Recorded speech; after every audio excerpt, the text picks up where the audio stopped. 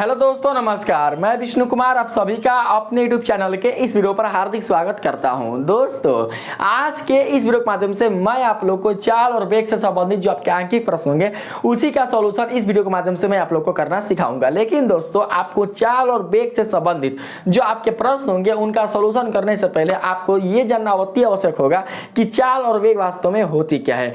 जो बच्चे चाल और वेग को अच्छी तरीके से समझ गए होंगे, इसके बारे में जान गए होंगे, इसके परिभाषा से परिचित हो चुके होंगे, वही चाल और वेग से संबंधित जो क्वेश्चन होंगे उनका सॉल्यूशन कर पाएंगे। अन्यथा जब आपको चाल और वेग समझ में आएगा ही नहीं तो दोस्तों आप क्वेश्चन भी अच्छी तरीके से समझ नहीं सकते। और जब क्वेश्चन आपको अच्छी तरीके से समझ में नहीं आएगा तो आप इनका सॉल्यूशन भी दोस्तों नहीं कर सकते। इसलिए इनका सॉल्यूशन करने से पहले आप लोग चाल और वेग के बारे में अच्छे से जान लीजिएगा। जो नहीं जाने होंगे तो उसके लिए मैंने वीडियो बना रखा है इसके पहले वाले वीडियो में, तो आप लोग उसे देखकर दोस्तों अच्छी तरीके से क्या हो सकते हैं, परिचित हो सकते हैं। ठीक है, तो आइए बिना देर के हम लोग क्या करते हैं, सबसे पहले जो आपका पहला क्वेश्चन है उसे बनाने का प्रयास करते हैं। इसमें बताया जा रहा है कोई कार 30 किलोमीटर पर घंटा की चाल से, यानी कार की जो चाल है वो है 30 किलोमीटर पर घंटा। ठीक है, 15 किलोमीटर की यात्रा करता है, यानी कि जो कार है वो 30 किलोमीटर पर घंटा की चाल से 15 किलोमीटर की यात्रा वो करता है।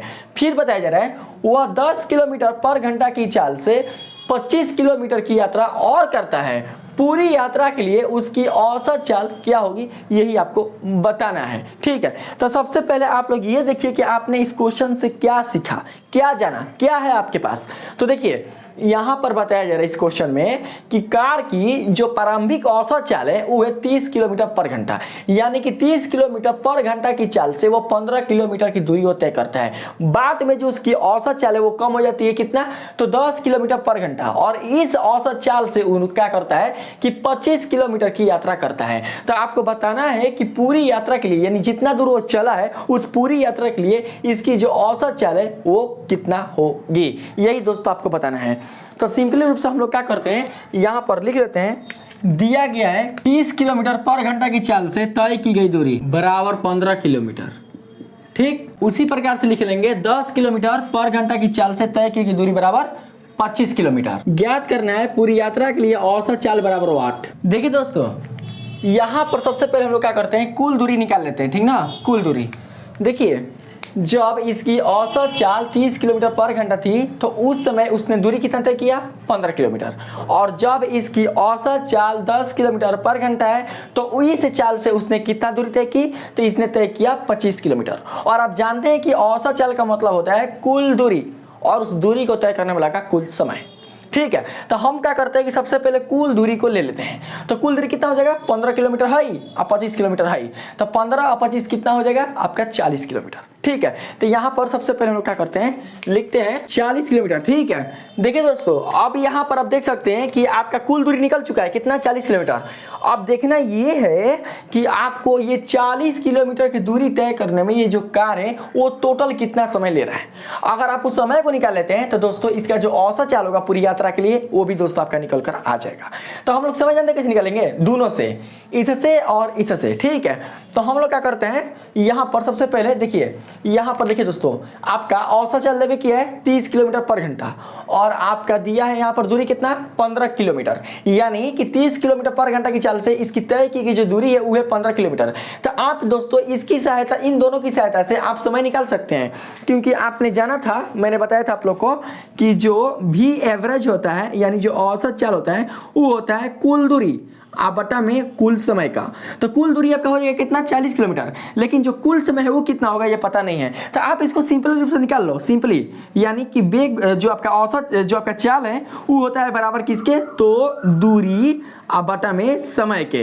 तो चाल दिया है कितना, चाल आपका देवे किया है, और टोटल जो दूरी है वो आपका देवे किया है, चाल दिया है, दूरी दिया है, समय पता नहीं है। तो आप इन दोनों की सहायता से समय को आप निकाल सकते हो, वही काम हम यहाँ करेंगे, आप लोग देखिएगा। मान लेते हैं कि t1 समय में तय की गई दूरी 15 किलोमीटर है। तो देखिए यहाँ पर समय बराबर क्या होगा, समय बराबर समय चला गया इधर t, तो हो जाएगा दूरी बटा चाल। तो लिख सकते हैं, यहाँ पर ध्यान से देखिएगा, यहाँ पर इसलिए t1 यानी समय बराबर क्या होगा, तो दूरी बटा चाल, तो t1 बराबर हो जाएगा कितना, दूरी कितना है, 15 किलोमीटर, तो लिखेंगे 15 किलोमीटर। चलवा कितना है, 15 किलोमीटर का, 15 किलोमीटर का चाल है 30 किलोमीटर पर घंटा, तो लिखेंगे 30 किलोमीटर पर घंटा।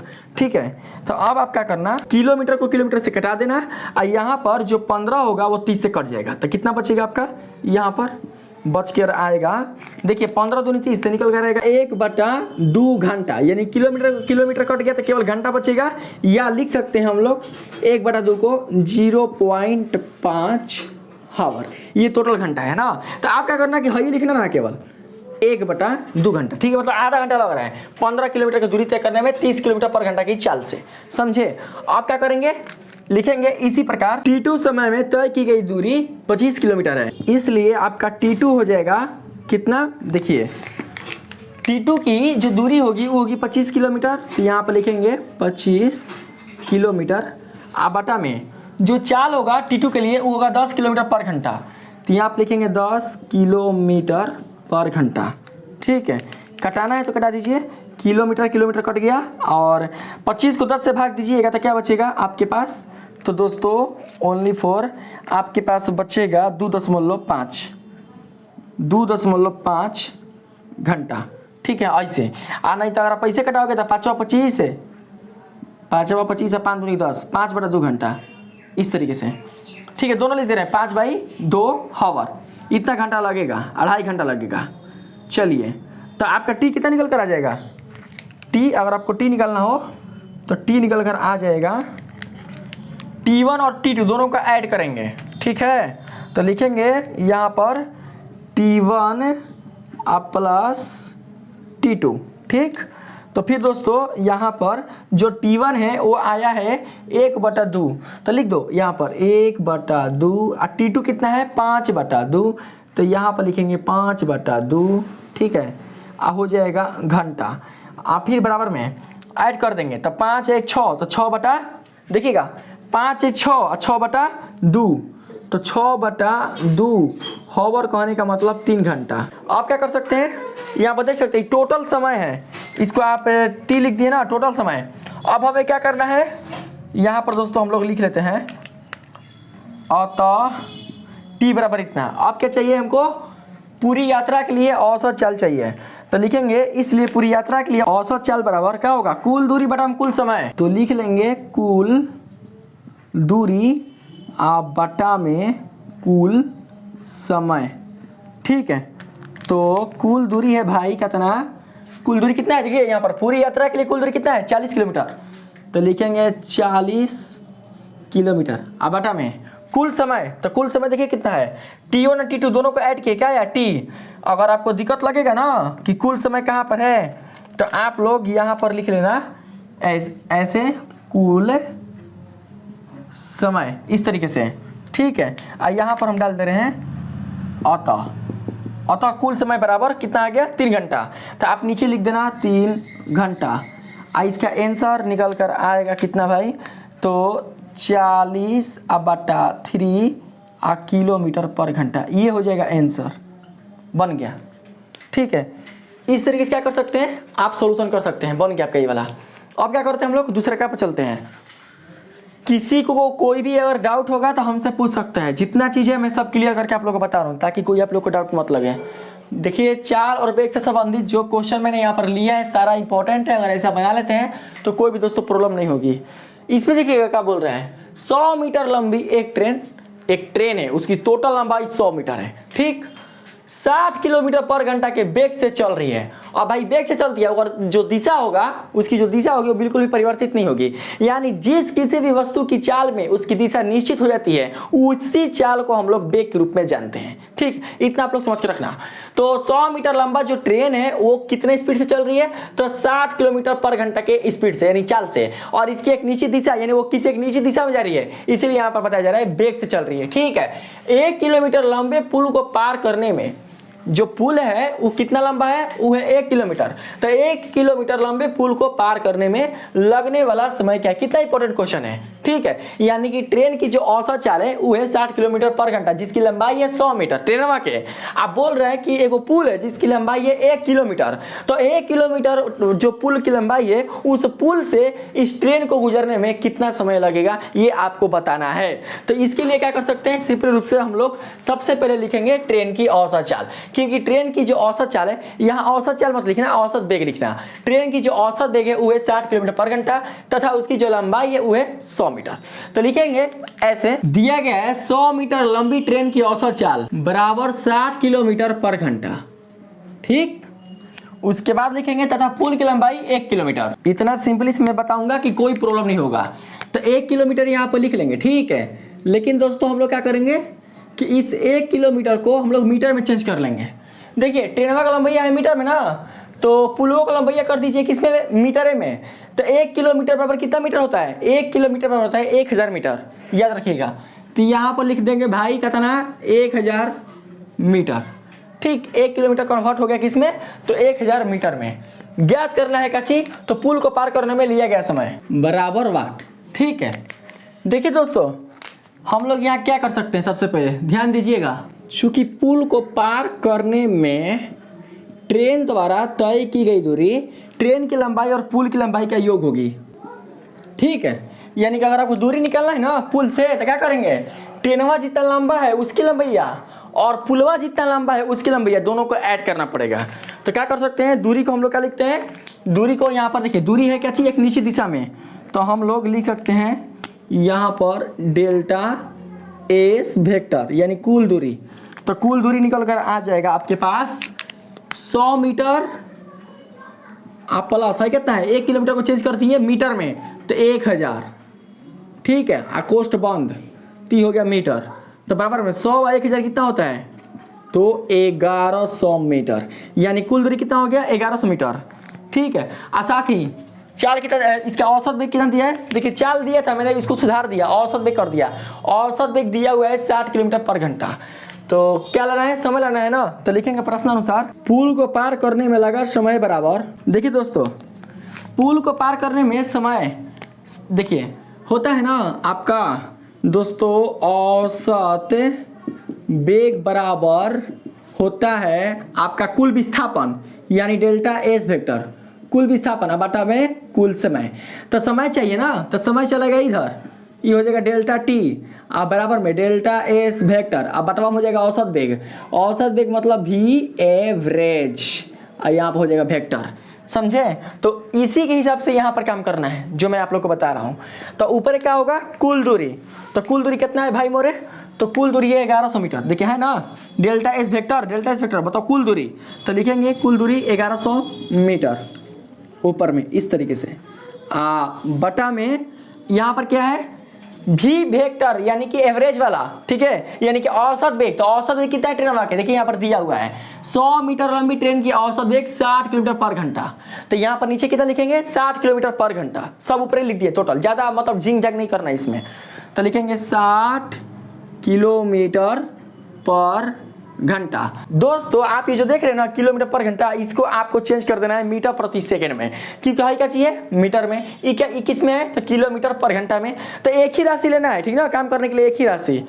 तो हम लोग कर देखिए, चाहते तो यहीं पे कर सकते थे, लेकिन यहाँ पर देख लीजिए कैसे होगा, 1100 मीटर। हाई क्या चाहिए भाई मोरे, हाई भागा है ना, यहाँ पर देते हैं भागा, देखना कैसे बना रहे हम, आई कोष्ट कर देंगे बंद, आई हो जाएगा 60। किलोमीटर पर घंटा को मीटर प्रति सेकंड में चेंज करने के लिए 5/18 से गुणा करते हैं, किससे, 5/18 से, 5/18 से मल्टीप्लाई करते हैं, ठीक है ना। तो लिखेंगे गुणा 5/18, ठीक है। फिर उसके बाद किस में हो जाएगा आपका, ये हो जाएगा मीटर प्रति सेकंड, चेंज हो गया। इसको हम लोग क्या करेंगे, ऐसे बंद कर देंगे। क्वेश्चन ही ना आ रहा है कि 5/18 कहाँ से आया, देखिए किलोमीटर पर घंटा यानी कि 1 किलोमीटर, किलोमीटर पर घंटा करेंगे मतलब कि 1 किलोमीटर अब बटा में 1 घंटा। तो देखिए 1 किलोमीटर में कितना मीटर, तो 1000 मीटर। 1 घंटा में कितना सेकेंड, तो 3600 सेकेंड होता है ना, 3600 सेकेंड। अरे 1 घंटा में 36 सेकेंड, यानी 1 मिनट में होता है 60 सेकेंड और यहाँ पर 1 घंटा में होता है 60 मिनट। तो टोटल को हो गया 6 × 36 यानी 3600 सेकेंड। तो क्या कर सकते हैं 0 0 खत्म 0 0 खत्म। यहाँ पर हम लोग दोस्तों कटा सकते हैं इसको। देखिए कटाना होगा तो कटा दीजिएगा 2 × 5 = 10 और 18 दूनी 36 ना गया 5/18 2 × 5 = 10 18 दूनी 36 इस तरीके से, इसीलिए हमने 5/18 से गुणा किया है। और यहाँ इस प्रकार कर सकते हैं 1100 मीटर और यहाँ गुणा कर दीजिए। ठीक देखिए यहाँ गुना हो जाएगा। गुना क्या होगा भाई, क्योंकि हाई भागा है ना, यहाँ पर गुना में चेंज कर देंगे। हाई कटेगा तो कटा दीजिए 6 दहिया 60 और 6 × 18 और कुछ कटेगा ना कटेगा। देखिएगा दोस्तों जब गुना ला है ना गुना, तो नीचे वाला चलाएगा ऊपर और ऊपर वाला चलाएगा नीचे। मेरी बात तो समझ रहे ना, नीचे वाला ऊपर ऊपर वाला नीचे। तो नीचे वाला कौन है 3 तो चलाएगा ऊपर है तो हो जाएगा 3 इस तरीके से। ठीक है आप बट्टा में आगे देखिएगा ऊपर कौन है 10 और 5 गुणा के रूप में 10 × 5 = 50 तो नीचे लिखेंगे 50। ठीक है और उसके बाद ये बंद कर देंगे। आप समय निकाल रहे हैं ना किस में सेकंड में, तो हेजा दे दीजिए सेकंड, ये मीटर ऑटोमेटिक कट जाएगा। ठीक है आप क्या करते हैं हम लोग आगे देखिएगा कटाते हैं हम लोग 0 से 0 आप कटा दीजिए, मीटर मत लाइए बिल्कुल भी। ऊपर कट गया मान लीजिए ऊपर कट गया तो यहाँ पर दोस्तों ये आपका 0 0 कर खत्म हो गया। फिर देखिए 5 से कटता है तो कटा दीजिए इसको, 5 से कटा देंगे हम लोग 22 × 5 = 110 22 × 5 = 110 और 22 × 3 = 66 यानी 66 सेकेंड। ये हो जाएगा आंसर। ठीक समझ गए आप लोग, यानी कि पुल को पार करने में ट्रेन द्वारा लगने वाला जो कुल समय होगा वो हो जाएगा 66 सेकेंड यानी 1 मिनट 6 सेकेंड। ठीक तो आपका 2 जो क्वेश्चन है वो आपका क्लियर हो चुका है। आइए बात करते हैं तीसरे और चौथे क्वेश्चन पर, तब तक आप लोग क्या कीजिए इसे उतार लीजिए। तो दोस्तों आइए अब हम बात करते हैं प्रश्न नंबर 3 का। इसमें बताया जा रहा है एक कार 25 किलोमीटर की दूरी 30 मिनट में तय करती है और अगले 25 किलोमीटर की दूरी तय करने में उसे 45 मिनट का समय लगता है। पूरी यात्रा के लिए कार की औसत चाल क्या होगी। यानी कि कोई एक कार है जो कि 25 किलोमीटर की दूरी तय करने में आधे घंटे का समय लगाती है और फिर 25 किलोमीटर का जब वो दूरी तय करता है तो उस 25 किलोमीटर की दूरी तय करने में उसे 45 मिनट का समय लगता है। तो आपको बताना है कि इस कार की औसत चाल क्या है। तो दोस्तों ये क्वेश्चन वेरी सिंपल है, आप लोग इसे बना सकते हैं। कैसे आप लोग समझिएगा, ये जो कार है वो टोटल कितनी दूरी तय कर रही है। तो दोस्तों ये जो कार है वो टोटल दूरी 50 किलोमीटर का तय कर रही है। क्यों?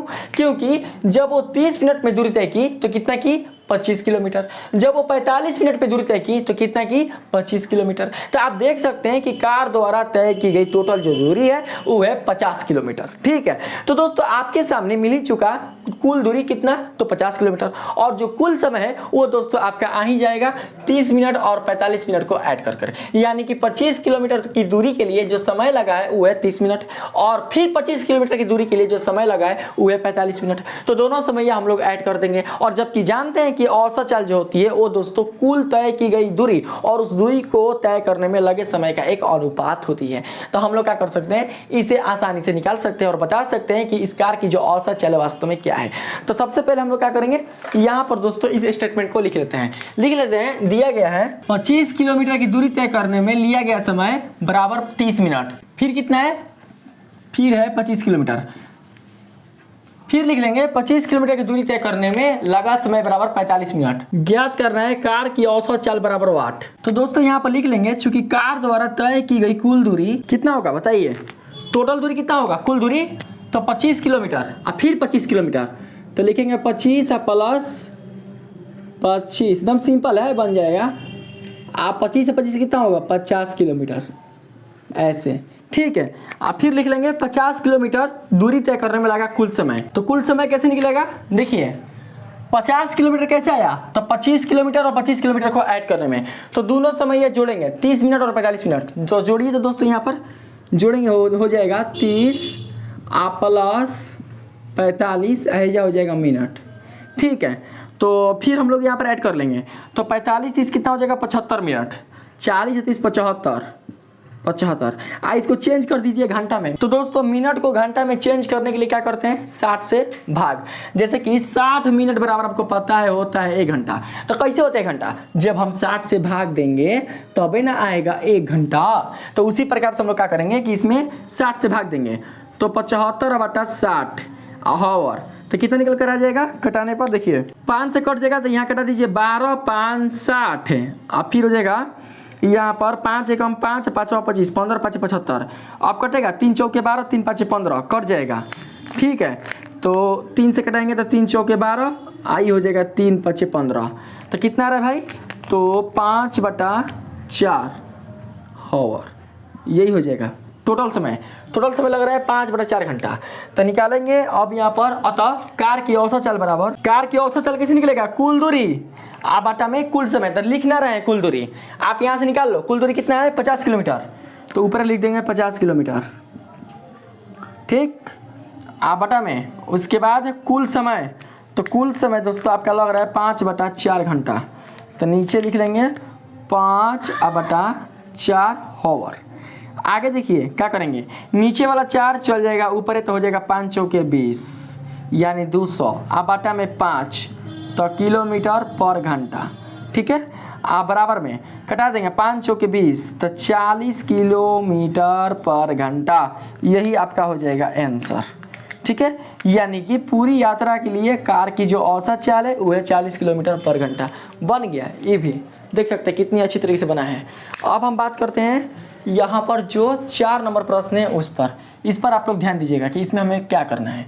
ठीक है, जितना दोस्तों मैं आप लोग को यहाँ पर कैलकुलेशन करा रहा हूँ, अगर आप इसे अच्छे से समझ जाइएगा, कैलकुलेशन करना सीख जाइएगा, तो दोस्तों आपके लिए कोई भी चाल और वेग वाला जो क्वेश्चन होगा वो बनाने में प्रॉब्लम नहीं करेगा। इसमें बोला जा रहा है यदि एक विद्युत ट्रेन 108 किलोमीटर पर घंटा की औसत चाल से जा रही है तो 20 सेकंड में ट्रेन द्वारा चली गई दूरी ज्ञात कीजिए। तो दोस्तों देखिए ये सिंपल है, आपका औसत चाल देवे किया है ट्रेन का 108 किलोमीटर पर घंटा, और उस 108 किलोमीटर पर घंटा की औसत चाल से चलने में जो ट्रेन है वो 20 सेकंड में कितना दूरी तय करेगी, यानी जो समय है वो आपको देवे किया है 20 सेकंड। तो आपको दूरी निकाल लेना है, तो सिंपल है, निकल जाएगा। तो हम लोग क्या करते हैं, यहाँ पर सबसे पहले लिखेंगे, दिया गया है ट्रेन की औसत चाल बराबर 108 किलोमीटर पर घंटा तथा लिया गया समय बराबर 20 सेकेंड। ज्ञात करना है ट्रेन द्वारा चली गई दूरी, तो हमको दूरी निकालना है। तो दोस्तों यहाँ पर सबसे पहले हम लोग क्या करते हैं, लिखेंगे 20 सेकेंड में ट्रेन द्वारा चली गई दूरी बराबर, तो कैसे निकलेगा दोस्तों दूरी, तो देखिएगा आप लोग ध्यान से। आप सबको पता है कि नहीं, चाल बराबर होता है दूरी बटा समय, होता है ना। तो हमको क्या निकालना है, दूरी निकालना है। तो दूरी बराबर क्या होगा, तो दूरी बराबर हो जाएगा चाल गुणे समय, यानी ये भागा में है ना, तो ये चला आएगा इधर, तो किस में हो जाएगा, गुना में। तो लिखेंगे चाल गुणे समय। तो यहाँ पर चाल देखिए, चाल कितना है, चाल है 108 किलोमीटर पर घंटा। तो लिखेंगे हम लोग सबसे पहले यहाँ पे 108 किलोमीटर पर घंटा अगुणा समय कितना है 20 सेकेंड। तो यहाँ पे लिखेंगे 20 सेकेंड। इसको चेंज कर दीजिए मीटर प्रति सेकंड में, तो 108 किलोमीटर पर घंटा है ना, तो 108 किलोमीटर पर घंटा को मीटर प्रति सेकंड में चेंज करेंगे। क्या करेंगे हम लोग, मीटर प्रति सेकंड में चेंज। तो मीटर प्रति सेकंड में चेंज करने के लिए मैंने अभी बताया कि 5/18 से गुणा होगा। तो 108 गुने 5/18 ऐसे मल्टीप्लाई कर दीजिए, किलोमीटर हो जाएगा किस में चेंज, तो मीटर में। और फिर हो जाएगा घंटा किस में चेंज, तो सेकंड में। और गुना हो जाएगा 20 सेकंड। और दूरी निकालना है, तो दूरी दोस्तों क्या होगा, आपका कट जाएगा यहाँ से, मतलब दूरी नहीं कटेगा, सेकंड कट जाएगा, सेकंड आपका खत्म, तो बचेगा मीटर। तो अब यहाँ पर देखिएगा, यहाँ पर कटता है तो कटा दीजिए, कटेगा। देखिए यहाँ पर हम लोग क्या करते हैं, 18 9 से कटाते हैं इसको, तो 9 दूनी के 18 और 9 एकम 9 और फिर 9 दूनी के 18 और 2 छके 12। ठीक है, तो हो जाएगा कितना, 6 5 30। देखिए 6 5 30 अब 20 होने हैं। ठीक है, आहने हो गया सेकेंड, तो 30 को 20 से गुणा कर देंगे तो कितना आ जाएगा 600, 3 दूनी के 6, 600 सेकेंड। यही हो जाएगा आंसर। यानी कि 20 सेकेंड में ट्रेन द्वारा चली गई जो दूरी है वो है 600 मीटर। सेकेंड नहीं होगा, मीटर होगा, यहाँ पर मीटर हम मिस्टेक से लिख रहते हैं सेकेंड। ठीक, अब बात करते हैं हम लोग यहाँ पर 5 नंबर में। 5 नंबर में आप लोग इस क्वेश्चन को पढ़िए और समझिए कि इसमें आप लोग को क्या करना है। इसमें बताया जा रहा है आकाश में बिजली की चमक देखने के 4.5 सेकंड के बाद उसकी कड़क सुनाई पड़ी। कितनी दूर पर बिजली चमकी? ठीक है, यही दोस्तों आपको बतानी है। तो यहाँ पर सबसे पहले हम लोग इसका कैलकुलेशन कैसे करेंगे, सॉल्यूशन कैसे करेंगे, सबसे पहले आपको ये समझना है। तो दोस्तों देखिए, हम लोग यहाँ पर क्या करते हैं कि सबसे पहले ये देखते हैं कि आकाश में बिजली की जो चाल होती है वो कितनी होती है, यानी आकाश में बिजली की जो चाल होती है वो कितनी होती है, सबसे पहले हमको देखना होगा। तो आकाश में बिजली की जो चाल होती है वो होती है 346 मीटर पर सेकेंड। याद रखिएगा, 346 मीटर पर सेकेंड। ठीक है, तो दोस्तों ये देखिए, ये आपका एक तरीके से हो जाएगा बिजली का औसत चाल, और आपका समय हो जाएगा 4.5 सेकेंड। और दूरी बताना है, निकाल लोगे आराम से, कोई इसमें दिक्कत नहीं होगा। तो कैसे? तो सबसे पहले आप लोग यहाँ पर लिखिएगा, डायरेक्टली हम लिखते हैं, चूंकि आकाश में बिजली की औसत चाल 346 मीटर पर सेकेंड होती है। ठीक, तो लिखेंगे इसलिए 4.5 सेकेंड में बिजली की चमक की दूरी, ठीक ना, कितनी दूरी पर जो बिजली है वो चमकी है। तो आप लोग निकाल लेना डायरेक्ट। देखिए कैसे निकालेंगे। दूरी बराबर क्या होगा भाई? तो औसत चाल कितना है? 346 मीटर पर सेकेंड, और समय कितना है? 4.5 सेकेंड। तो दूरी बराबर मतलब सिंपल चाल गुणे समय। तो यहाँ पर हम लोग सिंपली रूप से लिख लेंगे 346 मीटर पर सेकेंड गुना 4.5 सेकेंड बराबर में, देखिए दूरी है तो सेकेंड सेकेंड खत्म हो जाएगा, बचेगा केवल मीटर। तो यहाँ पर दोस्तों हम लोग क्या कर सकते हैं, लिख सकते हैं 346 गुणा 45 बटा 10, ऐसे बंद कर देंगे तो हो जाएगा केवल यहाँ पर मीटर। कटता है तो आप इसे कटा दीजिए।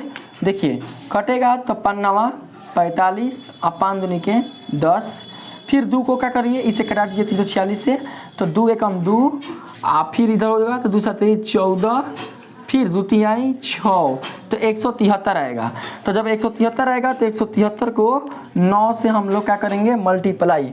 तो 173 को देखिए 173 को 9 से मल्टीप्लाई करेंगे, 9 3 27 के साथ 80 लगा 2, 7 9 63, 2 65 के 5 80 लगा 6। ठीक है, 9 एकम 9, 9 6 15, तो 1557। तो यहाँ पर लिख लेंगे 1557 मीटर, और यही दोस्तों आपका हो जाएगा आंसर। ठीक है, यही आपका क्या हो जाएगा आंसर, 1557। अगर नीचे नहीं दिखेगा ना तो आप लोग लिख लेना 1557 मीटर, यही हो जाएगा आपका आंसर। यानी इतनी ही दूरी पर जो बिजली की चमक है वो दिखाई दी थी। तो दोस्तों आज के इस वीडियो के माध्यम से मैंने आप लोगों को बिल्कुल अच्छी तरीके से इसमें चाल और वेग से संबंधित टोटल 5 क्वेश्चन को मैंने आप लोगों को कराया है, जो कि दोस्तों आपका लघु उत्तरीय क्या थे, ये प्रश्न थे। काफी दोस्तों ये लॉन्ग बिल्कुल भी क्वेश्चन नहीं थे। अगला जो वीडियो होगा उसमें दोस्तों मैं आप लोगों को चाल और वेग से संबंधित जो के लॉन्ग प्रश्न होंगे उन्हीं को दोस्तों मैं आप लोगों को सॉल्यूशन करना सिखाऊंगा। तो अगर आज के ये जो सॉल्यूशन है आपको पसंद आया है, मेरा ये जो वीडियो का दोस्तों जो मेथड बताने का है इन क्वेश्चनों का, ये आपको अच्छा लगा है तो प्लीज दोस्तों मेरे इस वीडियो को आप लोग लाइक कीजिएगा, सब्सक्राइब कीजिएगा, और पसंद आए तो अपने दोस्तों में भी शेयर कीजिएगा। मिलते हैं फिर से एक नई वीडियो के साथ, तब तक के लिए धन्यवाद।